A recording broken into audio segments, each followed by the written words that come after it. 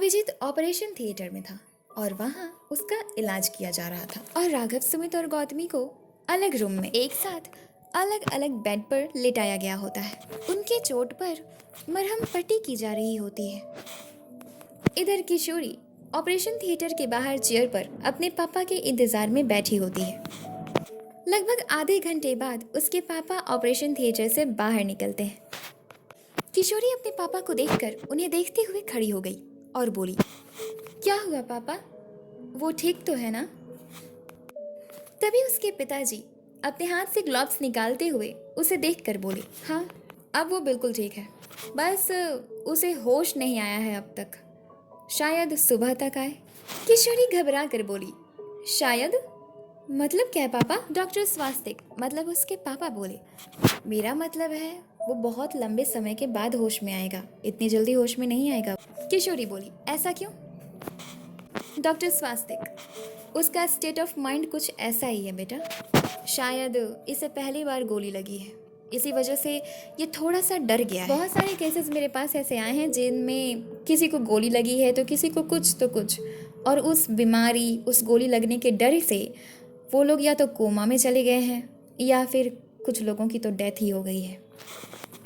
किशोरी सोच में डूब गई। फिर उसके पापा उसके कंधे पर प्यार से हाथ रख कर बोले, किशोरी बेटा तुम घर चली जाओ और मैं थोड़ी देर में आऊँगा, और भी पेशेंट्स को देखने हैं मुझे। इतना कहकर डॉक्टर जैसे ही जाने के लिए दूसरी तरफ मुड़े, उनकी नज़र राघव, सुमित और गौतमी पर गई, जिन्होंने उन दोनों की बातों को सुन लिया था। उन तीनों को ही चेहरे पर अभिजीत को खोने का डर नजर आ रहा था। वो तीनों चलकर जल्दबाजी में डॉक्टर के पास आए। गौतमी बोली घबराहट से, अंकल कैसा है अभिजीत? वो तो ठीक है ना? तभी सुमित घबराते हुए बोला, डॉक्टर मेरा दोस्त अच्छा तो हो जाएगा ना? डॉक्टर कुछ बोलते तभी घबराहट से राघव बोल पड़ा, अंकल प्लीज बताइए ना। फिर डॉक्टर उन तीनों को शांत करते हुए बोले, शांत हो जाओ बच्चों, शांत हो जाओ, तुम तीनों भी बीमार हो, बैठो चेयर पर बैठो, पहले मैं बताता हूँ। डॉक्टर ने उन तीनों को वहीं पड़े बगल में चेयर पर बिठाया। किशोरी अपने पापा के साथ ही खड़े हुए उन तीनों को नॉर्मली देख रही थी। तभी डॉक्टर बोले, देखो परेशान होने की ज़रूरत नहीं है, उसे सिर्फ गोली लगी थी, अब वो पूरी तरीके से ठीक है। हाँ, उसे कुछ नहीं होगा, वो कल तक होश में आ जाएगा। तो अब मैं चलता हूँ, और किशोरी तुम थोड़े वक्त के लिए इन तीनों के साथ रुक जाओ। किशोरी अपने पापा को देखते हुए हाँ में सिर हिलाती है। वो तीनों थोड़े से निश्चिंत हुए। डॉक्टर के जाने के बाद किशोरी उन तीनों से बोली, अब चलो तुम तीनों एक एक करके अपना अपना नाम बताओ। इतने पर गौतमी बोली, मेरा नाम गौतमी है, इसका नाम राघव और इसका नाम सुमित है। हमें अभिजीत से मिलना है, क्या हम मिल सकते हैं उससे? तभी किशोरी बोली, हाँ हाँ क्यों नहीं, चलो मैं तुम लोगों को ले चलती हूँ उसके रूम में, आओ मेरे साथ। वो तीनों उसके पीछे पीछे अभिजीत के रूम में गए। रूम के अंदर आने के बाद राघव, सुमित और गौतमी तीनों ही अभिजीत के बगल में जाकर उसे भावुक मन से देखने लगे। उन तीनों के ही आंखों में आंसू आ गए थे। वो तीनों ही अपने दोस्त अभिजीत को इस हालत में नहीं देख सकते थे। इसी वजह से राघव सुमित के गले लगकर रोने लगा। सुमित भी प्यार से उसे शांत करते हुए उसकी पीठ को थपथपा रहा था, हालांकि रो वो भी रहा था। गौतमी चलकर अभिजीत के पास गई और उसके एक हाथ को प्यार से अपने हाथों में लेकर बोली, अभिजीत उठो, हमें पूर्वी को बचाने चलना है।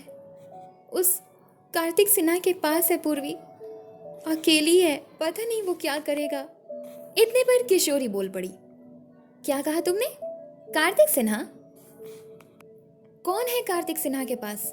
किशोरी जानने की इच्छुक थी कि क्या ये लोग कार्तिक सिन्हा से मिलकर आ रहे हैं। वो तीनों ही एक साथ किशोरी को देखे। किशोरी बोली, बताओ ना, क्या तुम लोग कार्तिक सिन्हा से मिले हो? इतने पर सुमित गुस्से से बोला, नाम मत लो उस आदमी का, वो इंसान नहीं शैतान है, उसने मेरे दोस्त पर गोली चला दी। किशोरी हक्की बकी दंग खड़ी रह गई और बोली, आई कैंट बिलीव दैट, ऐसा कैसे संभव है? राघव बोला, क्या आप कार्तिक को जानती हैं? किशोरी बोली, हाँ, कौन नहीं जानता है उन्हें, वो बिजनेसमैन है ना, तो उन्हें सब जानते हैं। एक्चुअली वो इंस्पिरेशन है ना यूथ के लिए। गौतमी धीरे से अभिजीत का हाथ बेड पे रख देती है और फिर उसकी तरफ मुड़कर बोली, इंस्पिरेशन? अगर उसके हाथ में युद्ध की बागडोर दे दो ना, तो वो सबको ना बर्बाद करके रख देगा। इंसान के नाम पर ना कलंक है वो, कलंक। इंस्पिरेशन तो बहुत दूर की बात है, मोटिवेशन वाली बात तक नहीं करता है वो। दुनिया का सबसे बड़ा बिजनेसमैन किसी विलन से कम नहीं है। पहले तो किडनैपर बना और फिर उसके बाद अभिजीत को गोली मारकर विलन भी बन गया। किशोरी हैरान थी और बोली, विलन, किडनैपर, क्या कह रही हो तुम? मुझे क्या तुम अच्छे से बता सकती हो? गौतमी उसे सभी बीती बातों को विस्तार से बताती है। सब कुछ जानने के बाद किशोरी बोली, तो ऐसा है कार्तिक सिन्हा, मैंने तो सोचा था कि वो बहुत अच्छा है, पर वो तो अपनी माँ से बहुत प्यार करता है। तभी किशोरी को कुछ याद आया और वो बोली, शायद मैंने पूर्वी को देखा हुआ है सोशल मीडिया पे, क्योंकि कैफे में उनकी फाइट हुई थी कार्तिक सर के साथ, नहीं? तभी सुमित बोला, हाँ ये वही पूर्वी है और उसी की सजा भुगत रहे हैं हम सब। तभी गौतमी बोली, कहने का क्या मतलब है तुम्हारा? गलती मेरे दोस्त की थी, उसे क्या पता था कि कार्तिक का बच्चा पीछे ही पड़ जाएगा। अब ना मुझे कार्तिक सिन्हा के नाम से भी डर लग रहा है। समझ नहीं आ रहा पूर्वी को बचाने दोबारा उसके मैंशन में कैसे जाएंगे। लंका से कम नहीं है उसका मैंशन, और वो रावण। तभी किशोरी हंसते हुए बोली, रावण इतने बुरे नहीं है वो। तभी गौतमी बोली, आप तो रहने ही दीजिए, आप पे नहीं बीता है ना, इसलिए इतना हंस रही हैं। हुआ होता आपके साथ ना, तब समझ आता। आपको ऐसे चलते रास्ते से कोई किडनैप करके ले जाए और जाके बोले कि आप मुझे एक्सेप्ट कर लो, तो आप कर लेंगी? किशोरी बोली, बिल्कुल नहीं, मैं भी नहीं करती। मैं भी वही करती जो पूर्वी ने किया, क्योंकि कार्तिक के इंटेंशन बुरे नहीं थे, मगर उसका तरीका क्योंकि गलत है। कार्तिक से प्यार नहीं करती, उसने उसे ज़बरदस्ती किडनैप कर लिया है, इसी वजह से ये बिल्कुल गलत है। और अभिजीत पूर्वी से प्यार करता है, तो इसका उसके बीच में जाना ज़रूरी है। तब राघव बोला, वैसे आपका क्या नाम है? किशोरी मुस्कुराते हुए बोली, मेरा नाम किशोरी है, जो डॉक्टर है ना इस हॉस्पिटल के, उनकी बेटी हूँ मैं। तब राघव बोला, मिलके अच्छा लगा आपसे, आप बहुत प्यारी हैं। किशोरी गौतमी के पास गई और उसकी तरफ अपना एक हाथ बढ़ाते हुए बोली, दोस्ती करोगी मुझसे? गौतमी, राघव, सुमित तीनों ही एक दूसरे को देखते हैं और फिर गौतमी किशोरी को देखकर बोली, दोस्ती? हम अनजान हैं आपके लिए, आप तो हमारे बारे में कुछ नहीं जानती, फिर हमसे दोस्ती कैसे करेंगी? किशोरी अपना हाथ पीछे खींच लेती है और फिर बोली, पता है तुम लोगों को, मैं ना अपने माता पिता की एकलौती बेटी हूँ, मतलब घर में भी अकेली और कॉलेज में भी अकेली। हमेशा सोचती थी कि कोई तो होगा जो मेरा दोस्त बनेगा, लेकिन मैंने तुम लोगों को चुना था, लेकिन तुम लोगों को अगर मंजूर नहीं है तो कोई बात नहीं, मैं किसी और को ढूंढ लूँगी। तभी सुमित बोला, उसकी कोई ज़रूरत नहीं है, हम आपके दोस्त बन सकते हैं। हम सब भी तो दोस्त ही हैं ना, मैं, राघव, गौतमी, अभिजीत, हम सब स्कूल मेट हैं। पूर्वी जो है वो गौतमी की क्लासमेट और हम तीनों लड़के एक क्लास के हैं। आप कौन सी क्लास में हैं? किशोरी उसे देखते हुए प्यार से बोली, मैं ग्रेजुएशन फर्स्ट ईयर कर रही हूँ। गौतमी हंसते हुए बोली, आप तो बड़ी हैं हमसे। किशोरी बोली, दोस्ती में बड़ा या छोटा थोड़ी देखा जाता है। और गौतमी की तरफ अपना एक हाथ बढ़ाती है। गौतमी ने उससे हाथ मिला लिया और दोस्ती कर ली। उसके बाद राघव, सुमित ने भी उससे हाथ मिलाया और दोस्ती कर ली। फिर किशोरी बोली, तुम तीनों को मायूस होने की कोई जरूरत नहीं है, सुबह तक अभिजीत होश में आ जाएगा और तब तक हम लोग यहीं रुकेंगे, इसी रूम में, ठीक है? वो चारों ही उसी रूम में बगल में सोफे पर बैठकर आपस में धीमी आवाज में बातें करने लगे। इधर कार्तिक अपने कमरे में सोफे पर बैठा हुआ मुस्कुराते हुए सभी इवेंट्स के बारे में सोच रहा था। उसे बहुत खुशी हो रही थी कि उसने अभिजीत को हरा दिया। अपनी जीत की खुशी मनाते हुए वो हंसे जा रहा था। अचानक से उसके चेहरे की एक्सप्रेशन चिंता में बदल गई और वो बोला, मैं जानता हूँ कि मैंने जो किया है पूर्वी की दोस्तों के साथ, वो मुझे माफ़ नहीं करेगी। उसके लिए मैं क्या करूँ? अगर अभिजीत, राघव, सुमित और गौतमी को कुछ हो गया तो क्या जवाब दूंगा मैं उनकी फैमिली को? ऊपर से मैंने अभिजीत को गोली मार दी। मुझे नहीं चलानी चाहिए थी उस पर गोली, बहुत बड़ी गलती हो गई। और मैं करता भी क्या, उसने मजबूर कर दिया था मुझे मजबूरन उस पर गोली चलानी पड़ी थी। जो होता है अच्छे के लिए ही होता है। उस पर मैंने गोली चलाई, तभी जाकर सब कुछ शांत हुआ। उसने मेरे सबसे प्यारे दोस्त देव को बहुत बुरी तरह से पीटा। मेरे मना करने के बावजूद भी वो करता था जो जो नहीं करना चाहिए उसे। ये तो डिजर्व करता ही था वो। इडियट। फिर भी कार्तिक को अंदर से शांति नहीं मिल रही थी। वो सोफे से उठकर खड़ा हो गया और रूम में ही इधर उधर बेचैनी से वॉक करने लगा। तभी उसने सोचा कि क्यों ना एक बार पूर्वी को देख लिया जाए कि वो कर क्या रही है। इसी वजह से वो अपने कमरे से निकला और सीधे पूर्वी के रूम दरवाजे के बाहर से ही कान लगाकर सुना, लेकिन अंदर से कोई आवाज नहीं आ रही थी। ना रोने की, ना चिल्लाने की, और ना ही खुद से बात करने की, ना ही किसी सामान के तोड़ने की। कार्तिक बोला, शायद पूर्वी सो गई है, फिर भी एक बार देख लेता हूँ। अचानक से एक तकिया उसके ऊपर आकर लगा। कार्तिक जल्दी से बेड पर बैठी पूर्वी को देखता है। पूर्वी उसे देखकर बेड से नीचे खड़ी हो जाती है और गुस्से भरी टोन में बोली, चले जाओ यहाँ से। कार्तिक उसकी तरफ जाने के लिए एक कदम बढ़ता ही है, तभी पूर्वी दूसरी तरफ कोने में रखी टेबल पर से किताबें उठा उठाकर कार्तिक पर फेंकने लगती है। कार्तिक उन किताबों से बच नहीं पा रहा था। उसे हर बार लग जा रहा था। बचने की कोशिश तो कर रहा था वो, पर बच नहीं पा रहा। वहीं टेबल पर पानी की खाली ग्लास रखी हुई थी। उसने उस ग्लास को भी गलती से कार्तिक पर चला दिया, जो लकीली कार्तिक के सिर्फ सिर पर जाकर लगा और बस थोड़ी सी चोट आई। सब कुछ शांत हो गया। पूर्वी भी थोड़ा सा डर गई, क्योंकि वो कभी भी एक इंसान को हर्ट करके खुश नहीं रह सकती थी। इसी वजह से उसे बुरा लगता है। फिर उसे कार्तिक की हुई सभी बातें याद आती हैं जो उसने उसके दोस्तों के साथ किया था। कार्तिक दर्द से कराहते हुए अपने एक हाथ से अपने सिर को पकड़ लेता, जहाँ उसे चोट लगी थी। ग्लास जमीन पर गिर कर टूटा। कार्तिक ने सोचा कि सब कुछ शांत हो गया, इसलिए वो अपने सिर से अपने हाथ को हटाकर पूर्वी की तरफ जैसे ही बढ़ता है, फिर से उस पर किताबें फेंकना शुरू कर देती है, ये बोलते हुए कि वो चला जाए यहाँ से। पूर्वी बहुत ही ज्यादा गुस्से में थी। इसी वजह से कार्तिक वहाँ से जाना ही ठीक समझता है। वो उसे शांत करते हुए दूर से ही बोला, ठीक है जा रहा हूँ मैं। इतना फेंकने की क्या जरूरत है? कौन सा मैं तुम्हें खाने आया हूँ? जा रहा हूँ। पूर्वी ने अपने हाथ में एक बहुत मोटी सी किताब ली थी और उसे फेंकने के एक्शन में बोल रही, चले जाओ यहाँ से, वरना ये किताब भी तुम्हारे सिर पे जाके लगेगा, और दोबारा मेरे रूम में आने की कोशिश भी मत करना, वरना इस बार ग्लास सिर्फ सिर पे लगा है। इस बार ना जान ले लूंगी मैं तुम्हारी। कोई अच्छा काम नहीं किया है तुमने जो तुम पर चीजें ना फेंकूं। मेरी दोस्त गौतमी को, राघव, सुमित और अभिजीत को बहुत बुरी तरह से पिटवाया है तुमने, और ऊपर से अभिजीत पे गोली भी चलाई है। मैं तुम्हें जिंदगी भर माफ नहीं करूंगी, कभी माफ नहीं करूंगी। ये जो तुम डे ड्रीमिंग करते हो ना, ये हमेशा ना तुम्हारा ड्रीम ही रह जाएगा।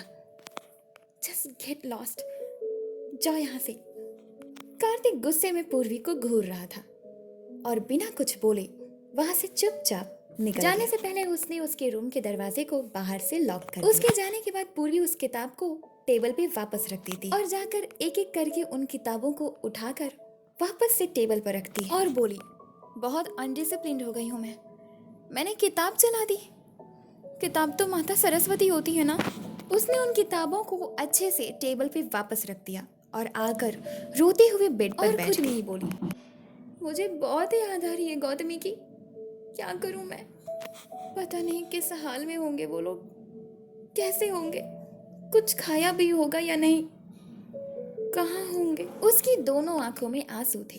वो भगवान जी से प्रे करते हुए बोली, भगवान जी उन लोगों की मदद कीजिएगा, सब मेरी वजह से हुआ है, मुझे माफ करके उन लोगों की मदद कीजिएगा प्लीज। इधर कार्तिक गुस्से में अपने रूम में आकर वापस से सोफे पर बैठ गया और बोला, नखरे बढ़ गए इस लड़की के, परेशान हो गया हूँ। अब ये चीजें फेंकने की कौन सी आदत हो गई इसकी। कार्तिक सिन्हा को रिजेक्ट कर दिया, उसी के मैंशन के रूम से उसे ही निकाल दिया, क्या बात है। इन सब का जिम्मेदार वो अभिजीत है। ना ही वो मेरी जिंदगी में आता और ना ही इतनी जिंदगी उथल पुथल होती। उसकी वजह से सब कुछ हो रहा है। अगर वो इस बार जिंदा बच भी गया होगा ना, तो उसे तो मैं मार डालूंगा। इतना ही कहकर वो सोफे पर बैठे हुए ही अपने एक हाथ से अपने सिर को टेंशन में पकड़ लेता है। सवेरे 8 बजे इधर हॉस्पिटल में किशोरी, गौतमी, राघव, सुमित सब भी एक लाइन में सोफे पर बैठे ही सो गए थे। तभी गौतमी की नींद टूटी। आंखें खुलते ही उसकी नजर अभिजीत के बेड पर गई। तभी वो झट से घबराहट में उठकर खड़ी हुई और देखते हुए बोली, अभिजीत कहाँ है? उसकी इस बात पे किशोरी, राघव और सुमित भी जग गए और वो तीनों भी अभिजीत के बेड पर ना होने की वजह से चिंतित हो गए। वो चारों ही बाहर की ओर जाने ही वाले थे, तभी अभिजीत वॉशरूम से निकलकर बाहर आता और वो उन चारों को देखते हुए बोला, उठ गए तुम लोग? 2 घंटे पहले ही मुझे होश आ चुका था। मैंने सोचा कि थके होगे, इसलिए जगाना ठीक नहीं समझा मैंने। उसे होश में देखकर वहां मौजूद उन चारों को बहुत खुशी हुई। उन तीनों के चेहरे पर बड़ी सी मुस्कान आ गई। गौतमी खुश होते हुए बोली, तो तुम होश में आ गए? Thank God. राघव, सुमित जाकर धीरे से अभिजीत के गले और फिर उससे दूर हटकर उसे देखते हुए ही खड़े थे। अभिजीत को हाथ में अभी भी बहुत दर्द हो रहा। अभिजीत की तबीयत अभी भी ठीक नहीं लग रही थी, जो उसके एक्सप्रेशन से सबको समझ आ रहा था। अभिजीत गौतमी को देखकर कुछ बोलने के लिए मुंह खोलने ही वाला था, इतने पर किशोरी बीच में कूद पड़ी और बोली, आप आराम कीजिए, आप ज्यादा खड़े मत रहिए, तबीयत अभी ठीक नहीं हुई है आपकी अच्छे से। गोली काफी नजदीक से चलाई गई थी, इसलिए काफी गहरा जख्म है। अभिजीत हैरानी से किशोरी को देखता है और बोला, आप कौन? किशोरी बोली, मैं आपकी नई दोस्त किशोरी। तभी सुमित बोला, अभिजीत यही हमें यहाँ लेकर आई हैं, इन्हीं की वजह से आज तो जिंदा है, बहुत एहसान है इनका हम पे। अभिजीत खुद चलकर किशोरी के पास गया और हाथ जोड़कर धन्यवाद करते हुए बोला, आपका बहुत बहुत धन्यवाद। आप नहीं जानते हैं कि आपने क्या किया है, ये बहुत बड़ा एहसान है। मैं तो बहुत डर गया था कि अगर मेरी गौतमी, राघव और सुमित को कुछ हो गया तो क्या करूँगा मैं। आपने मेरे साथ साथ मेरे दोस्तों की भी जान बचाई, आपका बहुत धन्यवाद। इतने पर किशोरी बोली, इसका मतलब आपने अब तक मुझे अपना दोस्त माना नहीं है ना? तभी मुझसे हाथ जोड़कर धन्यवाद बोल रहे हैं। अरे एक दोस्त दोस्त की रक्षा करे, ये तो उसका धर्म होता है ना, ये उसकी ड्यूटी बन जाती है। हमेशा सच्चा दोस्त मुसीबत में ही काम आता है। तभी किशोरी फिर बोली, और आपको पता है, मुझे पक्का यकीन है आप लोगों को मेरी जरूरत जरूर पड़ेगी, है ना गौतमी? और गौतमी को देखती है। अभिजीत फिर सबको देखते हुए बोला, हमें यहाँ से जल्दी निकलना होगा।